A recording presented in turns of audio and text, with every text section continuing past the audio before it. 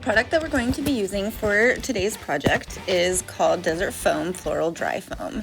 It's a very inexpensive product to use to carve mostly anything that you would like to.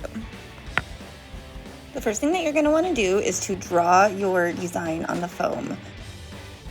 I made a template that looks like the character from Among Us, and then I placed it on the foam and traced around it to make my design. You can use whatever you would like to carve into the foam. A stick or a pencil works great. After you finish drawing your design on your block, it is time to start the carving.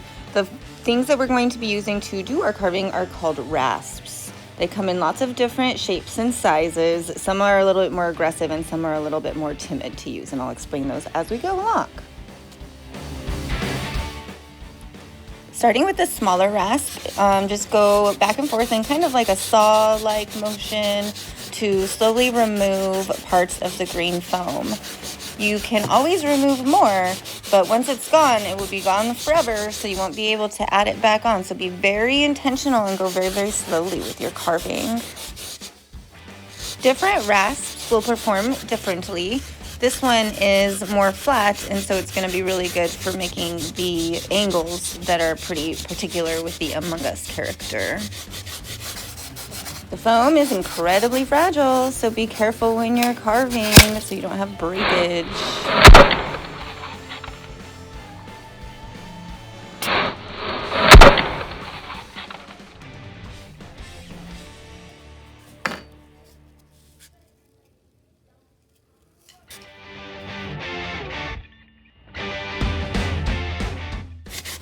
The foam can be very, very messy, and it can also be really, really noisy. So just be aware of other people around you when you are carving, and make sure to never ever blow the dust away. Just wipe it with your fingers to get it to be off of where you're carving.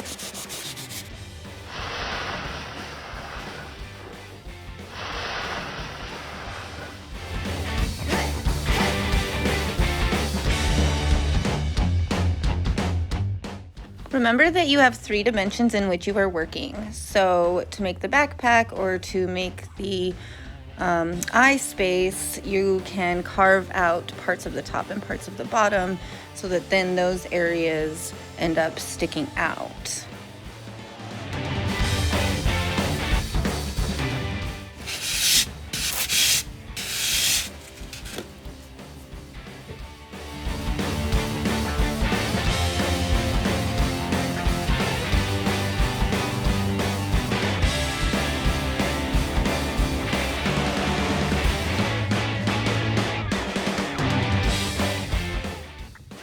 Periodically scoop up the dust and place it in a container so that it can stay out of the way when you need to do more carving.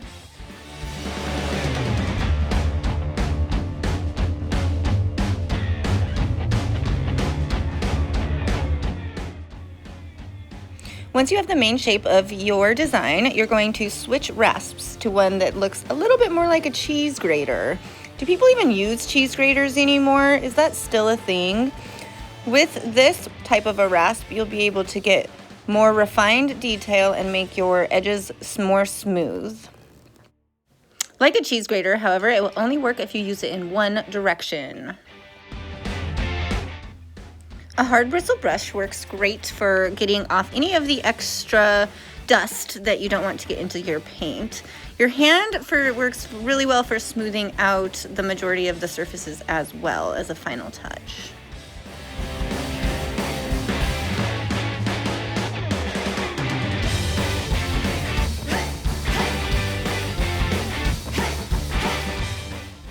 The type of paint that I'm going to use is acrylic paint, but you can use any type of paint you want. House paint, tempera paint, most paints will work just great. Just remember that the surface of the foam block is very porous, so it has lots of little holes in it, so it's going to really soak up that paint, so it's going to take a lot more paint than you might think it will need. Because the foam block is so porous, it is really good for blending. So whatever type of paint you choose to use, you have a little bit more working time because it won't dry as fast as it normally would.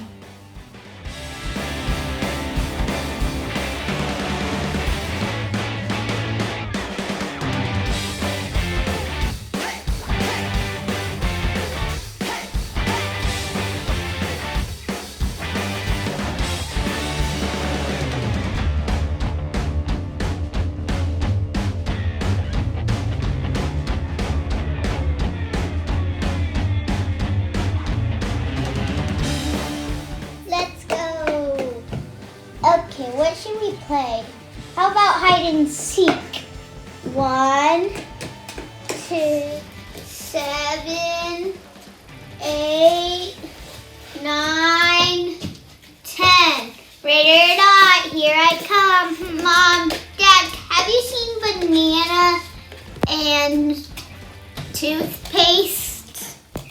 Dad, look what we all drew together. Candy drew the flower. Paste drew little leaves, and the toothpaste drew the sun. Very cool, kids. Yes, so very, very cool. Why don't you go work on some more art?